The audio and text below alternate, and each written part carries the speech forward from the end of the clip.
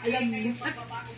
Isa ang patay at ito ang sugatan sa banggaan ng truck at pampasaherong bus sa San Pablo City, Laguna noong Lunes. Ayon sa Bus na daw, wala lang ko kita ako pa duman sa may bus.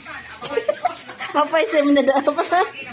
Highway sa barangay San Antonio. Wow, folks, pati. Nagpumangga ito sa kasalubong na truck. Yeah. Sa lakas ng pagkakapagga, natrapa sa loob ng sasakyan ang driver at pahinante ng truck.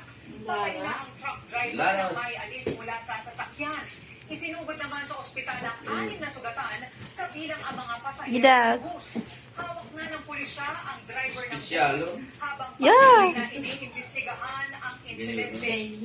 Thank you, Uli. Samantala, tatlo ang sugatan sa karambolan Wala pa? ng sasakyan sa Ayan na. Montevideo City nitong Biyernes ng gabi. Sa inisyal na investigasyon, nagkaaberya ang truck na patungong northbound, kaya tumama ito Tama. sa passenger van na may kargang saging. Dahil sa lakas ng pagkakabangga, bumangga rin ang passenger van sa concrete barrier at nadamay ang 2 pang sasakyan na nasa southbound lane.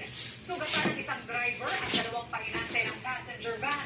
Nagkaaregluhan na ang mga driver ng truck at ang mga nadamay sa insidente.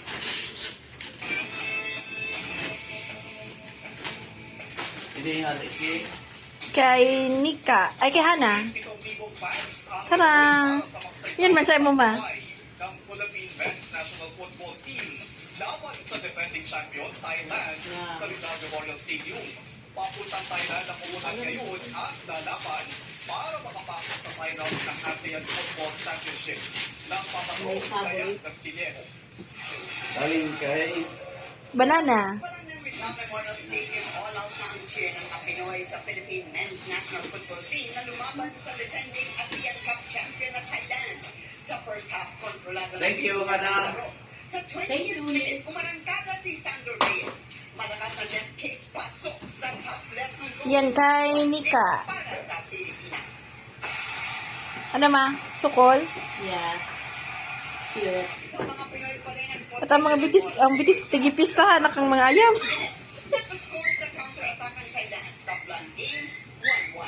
Malakas ang umpisa ng Thailand sa second half. Umabot sa added time ang game.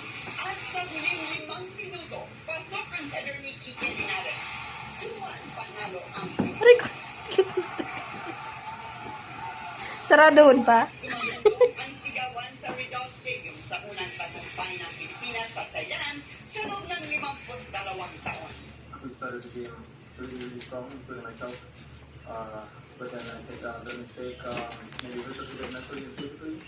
And in the second half, they came out, they came out really strong, stronger than us. para sa team. But you know the stuff there, May very guys. close, we were very Yung fast. ko sa tigiling ko sa kuan sa timo. Suba ko dito sa ospital. There's not much out there to say. Hindi pag kaya naman pagluto pwede na suba. Don't worry too much. So proud of the team because I'm also happy Kay Papa yun na pala.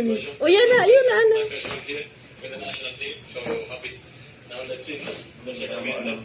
Proud si Coach Albert Capella sa performance ng team na nakuha ang upset win sa Powerhouse Thailand. Sakto pa. All the honors is for the players and not for me. Now they start to believe in themselves that they can beat any team.